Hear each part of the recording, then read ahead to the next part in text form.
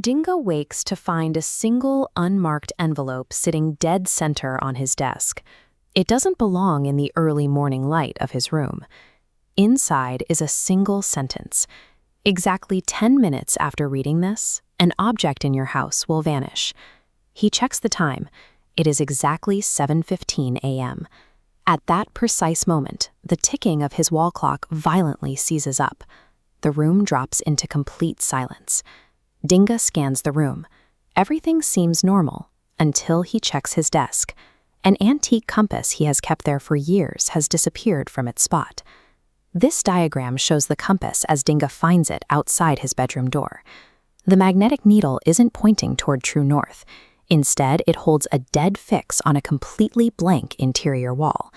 A localized magnetic anomaly pulling from inside a solid wall suggests the physical laws of this house have been overwritten. Dingo has to break through the plaster to find the source. Tapping along the wall, he finds a hollow spot. A firm push triggers a hidden latch, revealing a dark, claustrophobic passage built right into the house. The tunnel walls are lined with artifacts: a photograph of Dingo as a young boy, a charcoal sketch of the local clock tower, and a harsh, repeating geometric symbol. At the very end of the passage sits a heavy wooden box. Carved directly into the lid are the words, "Only Dingo may open." Someone built this space decades ago, yet they used his name. Inside the box is a weathered notebook. This diagram illustrates the warning found within the pages. Tomorrow night at exactly 9 p.m., the town's clock tower will strike a hidden 13th hour.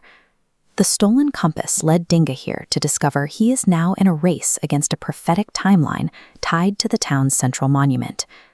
The back of the notebook contains a map of the town.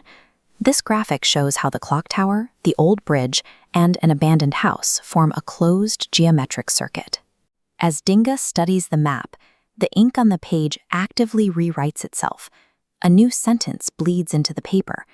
First, find the one who is watching you. Dingo turns to see a shadow darting down the hall.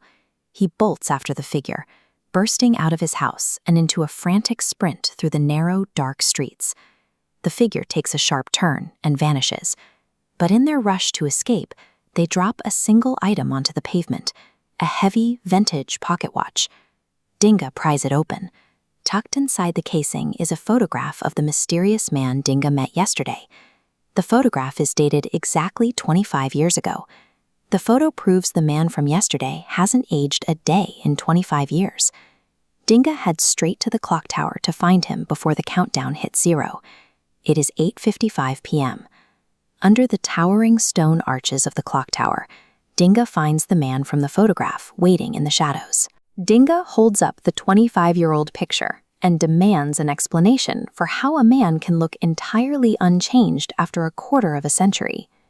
The man explains that time in this town is malfunctioning.